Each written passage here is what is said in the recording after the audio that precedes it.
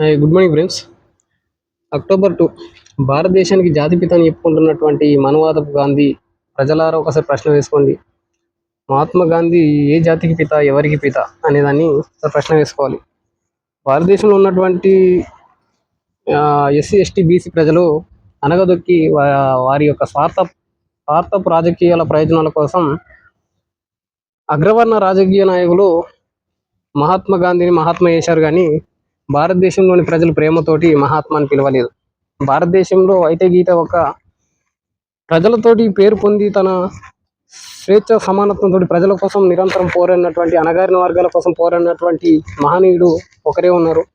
ప్రజల ప్రేమతోటి ప్రజలతోటి పిలువబడ్డ మహాత్మా అనే ఒక బిరుదుతోటి పిలువబడ్డ మహనీయుడు మహాత్మా జ్యోతిరావు పూలే గారు ఒక్కరే. భారతదేశానికి జాతిపిత జ్యోతిరావు పూలే గారు ఒక్కరే అని చెప్పుకోవాలి. మహాత్మా గాంధీ చేసినటువంటి కుట్రలు ఎన్నో. రైతుల కోసం వారి రాజకీయ కుట్రలకు, వారి రాజకీయాల్లో ఎదగద్దు, వారు సామాజికంగా ఎదగద్దు, వారి కులాలు అణగారిన వర్గాలుగానే ఉండాలి ఎప్పుడు దేశంలో అని చెప్పి సమర్థించిన వ్యక్తి.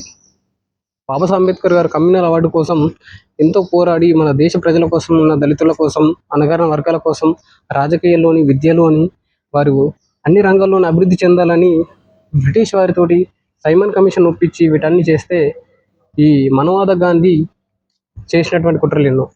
అంబేద్కర్ వ్యతిరేకంగా నిరాహార దీక్ష చేయడం, ఉపవాసం ఉండడం, ఆ పూనా ఒడంబడిక చేసినటువంటి పూనా ప్యాక్ట్ ఏదైతే ఉందో దాని ద్వారా దళితులకు అన్యాయం చేశాడు. వారికి దక్కాల్సిన రాజకీయ హక్కులు, దక్కాల్సిన సామాజిక హక్కులు అన్నీ నేరపూరితంగా ఇవన్నీ ఆయన కుట్రపూరితంగా చేసినాయి. ఆయన నిరాహార దీక్ష చేసి దళితులనే ఉల్టా బాబాసాహెబ్ అంబేద్కర్కు వ్యతిరేకంగా చూపించాడు. అలాంటి సమయంలో బాబాసాహెబ్ అంబేద్కర్ ఈ పూనా ప్యాక్ట్ ద్వారా ప్రజలు మోసం చేసినట్టు అయింది. ఎవరు? మహాత్మా గాంధీ. ఇలాంటివి ఎన్నో చేశాడు మహాత్మా గాంధీ. కాకపోతే మనము ఏ విధంగా మహాత్మా అని చెప్పుకోవాలి? భారతదేశంలో ఉన్న 90% ప్రజలు ఎస్సీ, ఎస్టీ, బీసీలు వీరికి చేసింది ఒరిగింది ఏమీ లేదు. అగ్రవర్ణ రాజకీయాలు, వారి యొక్క స్వార్థ రాజకీయాల కోసం బ్రాహ్మణులు వీళ్ళు చేసి వీరి పేర్లతోటి వీరే చేసుకున్నటువంటి వీరి సొంత లాభం కోసం చేసుకున్నటువంటి సర్వేపల్లి రాధాకృష్ణ ఉపాధ్యాయుల దినోత్సవం అంటారు, ఆయన చేసింది ఏమీ లేదు. మహాత్మా గాంధీ ఆయన వారి సొంత రాజకీయాల కోసం, వారి పేరు కోసం చేసినట్టువే, కానీ బాబాసాహెబ్ అంబేద్కర్ గారు కులాల కోసం, కులాన్ని నిర్మూలించాలని పోరాడినటువంటి వ్యక్తిని డాక్టర్ బిఆర్ అంబేద్కర్ గారిని చూశారు, కానీ అతని మహాత్మా అని పిలవలేకపోయారు. కానీ మన దేశానికి ప్రతి ఒక్కరి మెదడులో గుర్తు రావాలి, ఒక మహాత్మా జ్యోతిరావు పూలే గారు ఒక్కరే మన దేశానికి మహాత్మా అని చెప్పుకోవాలి. ఎందుకంటే మహాత్మా జ్యోతిరావు పూలే గారు అణగారిన వర్గాల కోసం ఇక నిరంతరం కష్టపడ్డారు. సావిత్రిబాయి పూలే గారు, ఈ మహాత్మా జ్యోతిరావు పూలే గారు, ఇలా చూసుకుంటే చాలా మటుకు దేశానికి సేవ చేసిందంటే సావిత్రిబాయి పూలే, మహాత్మా జ్యోతిరావు పూలే, డాక్టర్ బిఆర్ అంబేద్కర్ గారు, పెరియార్ గారు, ఇలాంటి మహనీయుల పేర్లు కప్పిపుచ్చి మనకు పాఠశాలలో కూడా ఈ బ్రాహ్మణ వర్గాల యొక్క పేర్లు రాజా రామ్మోహన్ రాయ్, కందుకూరి వీరేశలింగం, లాలా లజపతి రాయ్, బాలగంగాధర్ తిలక్, ఈ బ్రాహ్మణుల యొక్క వారు చేసింది ఏం లేదు, కానీ వారి యొక్క పుస్తకాల్లో ఈ బ్రాహ్మణులు కల్పించుకున్నారు. కాకపోతే ఇలాంటి మహనీయుల చరిత్ర కప్పెట్టి వీరి చరిత్ర ఉంచడం అనేది చాలా సిగ్గుచేటు.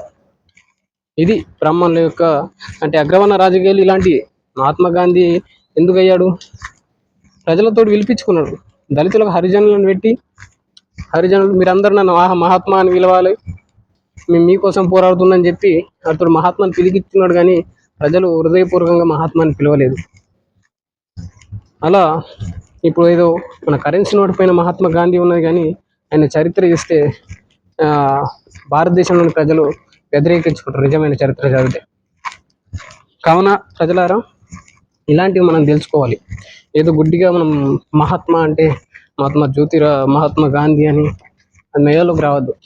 ఎందుకంటే మనకు చేసింది భారతదేశానికి మహాత్మా జ్యోతిరావు పూలే గారు, బాబాసాహెబ్ అంబేద్కర్ గారు, బుద్ధుడు, పెరియారు, వీరిని మనము పరిగణించుకోవాలి. ఎందుకంటే జాతి ప్రజల కోసం చేశారు, అణగారిన వర్గాల కోసం చేశారు.